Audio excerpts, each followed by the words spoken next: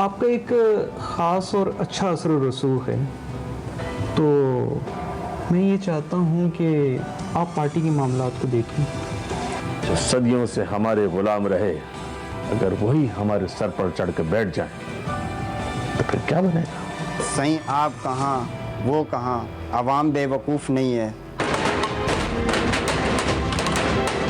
दुनिया में most influential जो अफ्रीकन डिसेंट हैं 100, उनमें मुझे नामज़द किया गया।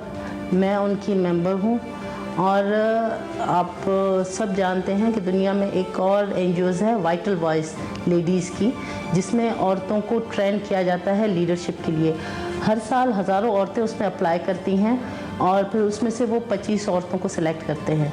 मेरे लिए ये प्रिविलेज था कि उन्होंने मुझे खुद इनवाइट किया। कुदरत ने इंसान को कबीलों में इसलिए बांटा कि उसकी पहचान हो, लेकिन इंसान ने अपने मुतासिबाना रवैये से जात पात जैसे निजाम को न सिर्फ राइज किया, बल्कि कमजोरों और लाचारों को अपना गुलाम बना लिया और नस्लों की नस्लों पर ये लेबल लगा दिया कि ये गुलाम है, ये आका है, ये कमजोर है, ये अशराफिया है। इस तफरीकी जंग के बाइस सैकड़ों सलाहियतों के बावजूद भी लाखों लोग गुलाम पैदा होते हैं और गुलाम ही कायनात से चले जाते हैं। लेकिन ये कहानी एक ऐसी बाहिम्मत लड़की की है जिसने नस्ल दर नस्ल गुलाम कहलाने वाले कबीले में आंख तो जरूर खोली, मगर इसने इस तसव्वुर को गलत साबित कर दिया कि गुलाम के घर पैदा होने वाले गुलाम ही इस दुनिया से जाते हैं। मेरा नाम तंजीला उम्मे हबीबा है। जब मैं पैदा हुई थी उस टाइम मेरा नाम तंजीला रखा गया था, क्योंकि मैं फैमिली में सबसे छोटी थी।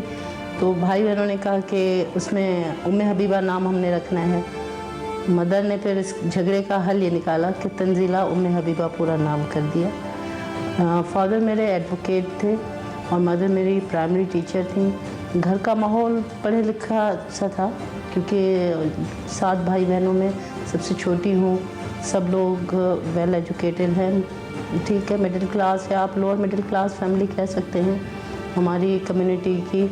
लेकिन उसमें यह था कि घर का माहौल बहुत खुला था, हर बात पे डिस्कशन की जाती थी, ओपनली बातचीत होती थी।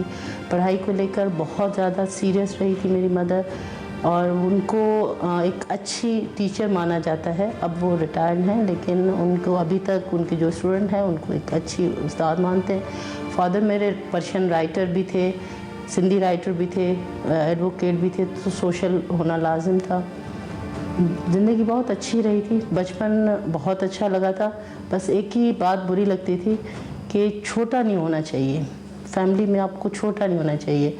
हर बात में भाई बहन कहते थे तंजीला छोटी है, छोड़ दो, ये छोटी है, बच्ची, इसने ये किया है, ये बच्ची है। तंजीला ने जिस घर में आंख खोली वहाँ शुरू दिन से ही पढ़ने लिखने का रिवाज था। अदब और सियासत रोजमर्रा मामूलात के मौजूआत होते थे। तंजीला के वालिद पेशे के एतबार से वकील और सोशल एक्टिविस्ट, जबकि वालिदा प्राइमरी स्कूल टीचर थीं। लिहाजा होश संभालते ही तंजीला को एक बेहतर इल्म अदब का माहौल मयस्सर आया और वो हुसूल इल्म के लिए आगे बढ़ती रही।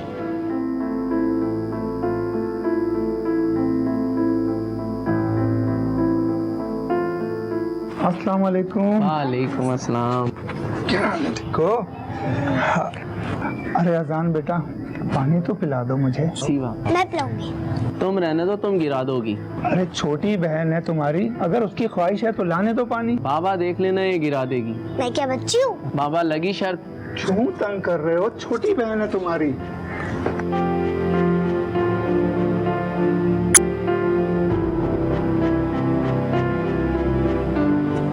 बाबा देख लेना, ये गिरा देगी। अरे बस कर दो, बस हर वक्त तंग करते रहते हो। बाबा देखा, मैंने बोला था ये गिरा देगी। पापा इसकी वजह से हुआ ही है। अरे बेटा कोई बात नहीं, कोई बात नहीं, गिर गया तो। अच्छा बेटा, बहुत तंग करते हो। जाओ दूसरा पानी लेके आओ मेरे लिए। शाबाश। तंजीला की जिंदगी में एक इम्तिहान उस वक्त आया जब अचानक इसके वालिद दुनिया से चले गए। मैं क्लास 3 में थी, बाबा की डेथ हो गई। अम्मा उससे पहले रिटायरमेंट ले चुकी थी। भाई बहनों की शादी हो चुकी थी, बड़ी बहनों की, और भाई कोई जॉब पे था नहीं, क्योंकि बाबा की जो डेथ हुई थी वो ऑल ऑफ सडन हुई थी। उनको कैंसर था। तो वो भी हमें उस टाइम डायग्नोज हुआ था जब वो बेड पे थे। आफ्टर 3 और 4 डेज वो एक्सपायर हो गए। माँ स्कूल से रिटायर्ड हो जाती है, वालिद का साया सर से उठ जाता है, भाइयों का कोई रोजगार नहीं होता। ऐसे में तंजीला को अपनी जिंदगी का सफर निहायत सोच समझ कर करना था, लिहाजा इसने सारी तवज्जो पढ़ाई पर मरकूज कर दी। वक्त गुजरता गया और वो कदम कदम आगे बढ़ती गई। शौक था कि करूँगी मैं भी बाबा की तरह वकील बनूंगी। अम्मी ने कहा कि नहीं, आपके बाबा ने कहा था कि ज़िंदगी में जो भी काम करो वो ढंग से करो। आपको अगर आप एडवोकेट बनोगे तो फिर आपको हमेशा पढ़ना पड़ेगा। अगर आप लगता है आपके पास इतनी हिम्मत है तो मैं मना नहीं करूँगी, अदरवाइज मैं नहीं चाहूँगी कि आप ये फील्ड लें। अरे बेटा, इतनी रात हो रही है और तुम अभी तक जाग रही हो? हाँ अम्मा, सो जाती हूँ, बस थोड़ा सा काम बाकी है क्योंकि आखिरी साल है और आखिरी इम्तिहान। तुमने सोचा है कि इसके बाद क्या करना है? हाँ सोचा है, लेकिन तुमने मुझे तो नहीं बताया। वकालत पढ़ूंगी और अब्बा जी के नक्शे कदम पर चलूंगी। वो तो ठीक है बेटा, लेकिन तुम्हारे बाबा ने बहुत मुश्किल राह चुनी थी। बहुत पढ़ना होता है, बहुत लंबा सफर है और तुम्हें हमारे हालात का तो पता ही है। बस कुछ ऐसा पढ़ो कि जरा जल्दी सेट हो जाओ। जैसा आप कहेंगी वैसा ही होगा। अब खुश? अच्छा, अब जल्दी सो जाना, रात भर जागती ना रहना। अच्छा, बस थोड़ी सी देर और। ये तुम्हारी चाय रखी है। ठीक है।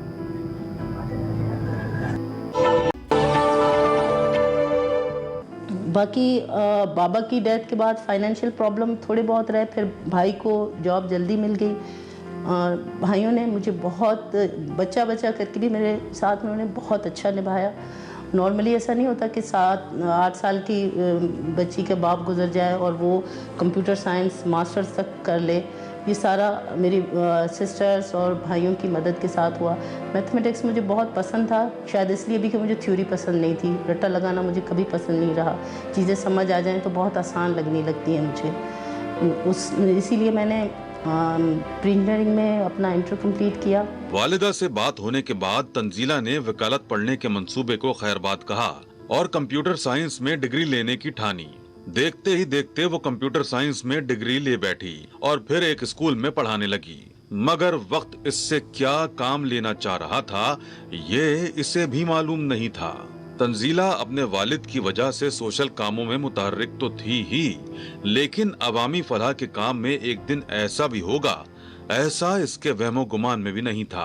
अस्सलाम वालेकुम सर। वालेकुम अस्सलाम, आइए बैठिए।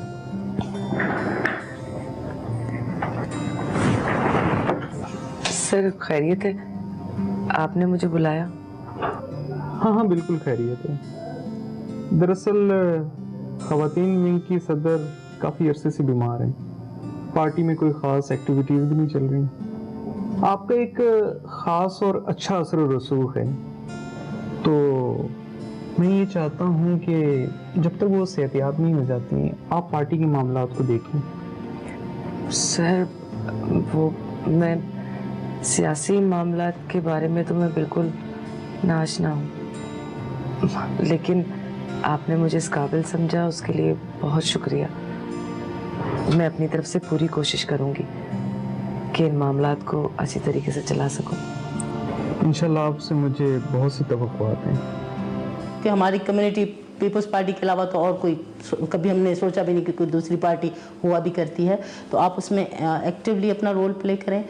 और उन्होंने कहा कि हमारे तालुका मातली में हमारे जो प्रेसिडेंट हैं वो आजकल बीमार हैं, वो कुछ एक्टिविटीज़ नहीं कर पा रही, तो आप वॉलंटियरली उनकी जगह पे काम करें। जब वो ठीक हो जाएंगी तो आपको हम देख लेंगे कि कहाँ क्या करना है।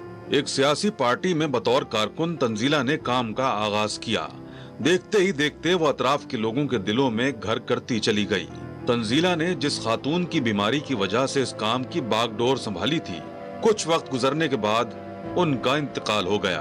बस ये मोड़ था जो तंजीला की जिंदगी को एक नई डगर की जानिब ले आया। गवर्नमेंट इलेक्शन हुए और इलेक्शन में रिजर्व सीट पे मुझे लिया गया एज अ काउंसलर।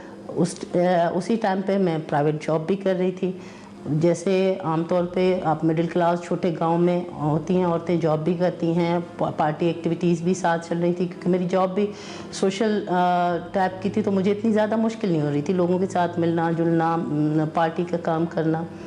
वो मातली की पहली कौंसलर नामजद हुई और भारी अक्सरियत से जीतकर बतौर कौंसलर अपनी सियासी जिंदगी के सफर का आगाज किया। लेकिन तंजीला का इस तरह से जीत जाना बाअसर अफराद के लिए हैरान कुन भी था और तकलीफ दे भी। मोहम्मद जो शीदियों की छोरी इलेक्शन में जीती है, क्या नाम है इसका? साईं तंजीला उमैम हबीबा।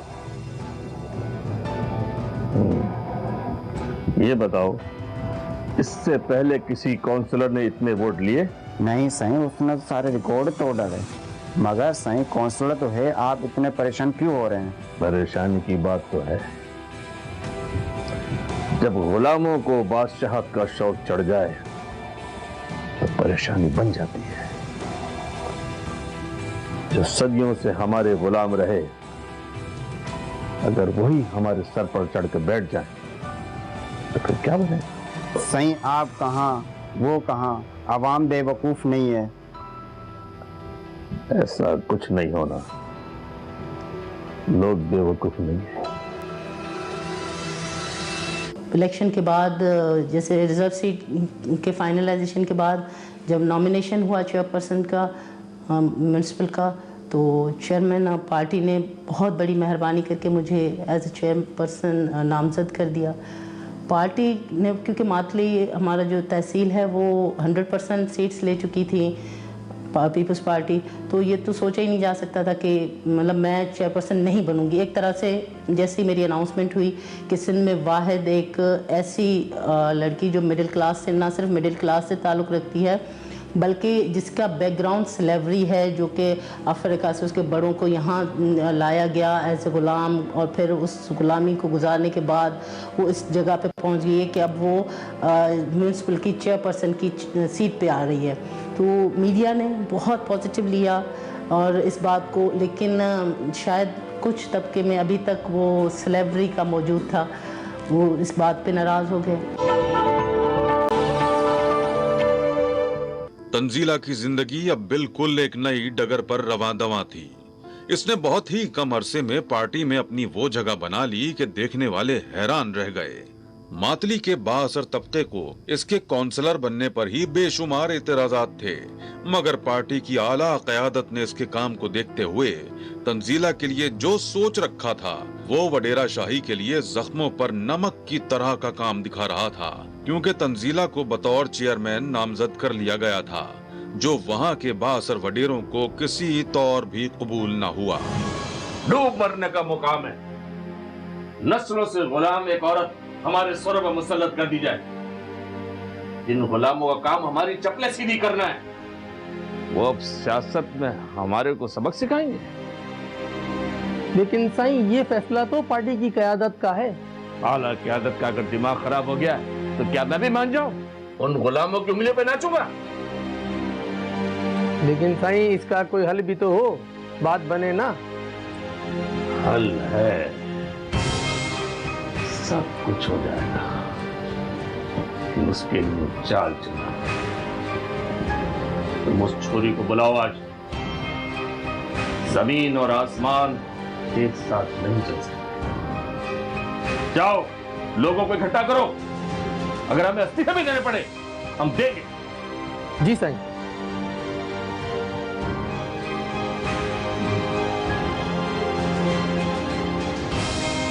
तो 100% जो सीट थी पीपल्स पार्टी की, जो कंफर्म थी, क्योंकि मेरी अनाउंसमेंट के बाद जो ट्रिगर चले थे वो ये कि ये चेयरपर्सन म्यूनसिपल कमेटी है वो ख़त्म हो गया और वहाँ एक आज़ाद उम्मीदवार के तौर पे दूसरे पर्सन आ गए। लेकिन हमारे चेयरमैन साहब ने, पार्टी ने क्लियर स्टैंड ले लिया कि नहीं, जो पार्टी का डिसीजन था, जो पार्टी ने जो डिसाइड किया था उसको किसी भी तरह से इधर उधर नहीं। हालांकि आप सोच सकते हैं कि पार्टी 100% सीट्स ली हुई, सिर्फ इस वजह से उन्होंने ऑप्शन ये दे दिया कि आप या तो पार्टी से का डिसीजन अपना विथड्रॉ करें तो फिर हम पार्टी के साथ खड़े होंगे। चेयरमैन साहब ने बिल्कुल स्टैंड लिया इस बात पे कि नहीं, सिर्फ इसलिए कि तंजीला का बैकग्राउंड सेलेब्रिटी है या वो एक लोअर मिडिल क्लास से ताल्लुक़ रखती है या वो औरत है, इन 3 चीज़ों को लेकर हम अपना नॉमिनेशन या डिसीजन वापस नहीं ले सकते। तंजीला की चेयरमैनशिप के लिए नामजदगी ने वहां की वडेरा शाही की नींदें हराम करके रख दी थी, क्योंकि इस माहौल में जहां तंजीला ने सियासी जिद्दोजहद का आगाज किया था, किसी के वहमो गुमान में भी नहीं था कि कोई निचले तबके से उठकर पार्टी क़यादत के लिए नामजद किया जाएगा, और वो भी पार्टी की आला क़यादत की जानिब से। ये सूरत हाल तंजीला की जिंदगी को मुश्किल से मुश्किल किए जा रही थी, क्योंकि तमाम बासर लोग एक पेज पर आ गए थे। ऐसे में तंजीला के लिए मुश्किल फैसला था कि वो सियासत में बरकरार रहे या फिर सब छोड़ छाड़ कर घर बैठ जाए। कि इलेक्शन वो हमारे जो आज़ाद उम्मीदवार बनके, उन्होंने पार्टी बेस्ड इलेक्शन नहीं थे, आज़ाद उम्मीदवार बनके उन्होंने अपना ग्रुप बनाकर वो चेयरपर्सन बन गए। मुझे लगा ज़िंदगी ख़त्म नहीं हुई। सब ने कहा कि अब बस ख़त्म, कुछ नहीं रहा, इतना जो कुछ स्ट्रगल किया सब, मैंने कहा नहीं, अभी नहीं। तो लगा कि अब ये बेचारी गरीब औरत अब ये कुछ नहीं कर सकती। उसने बस सिर्फ ये कहा कि वो जिसकी जगह थी वो मैंने उसको दिखा दी, बस। वो यही डिज़र्व करती थी कि घर बैठी रहे, ज़्यादा से ज़्यादा एज अ काउंसलर मेंबर बन के मीटिंग में आए, इससे वो मैंने उसको जगह दिखा दी। तंजीला की जिंदगी यहीं खत्म हुई या फिर इसने इसी आबोताब के साथ अपना सियासी सफर जारी रखा? देखिए अगले हफ्ते गामजन।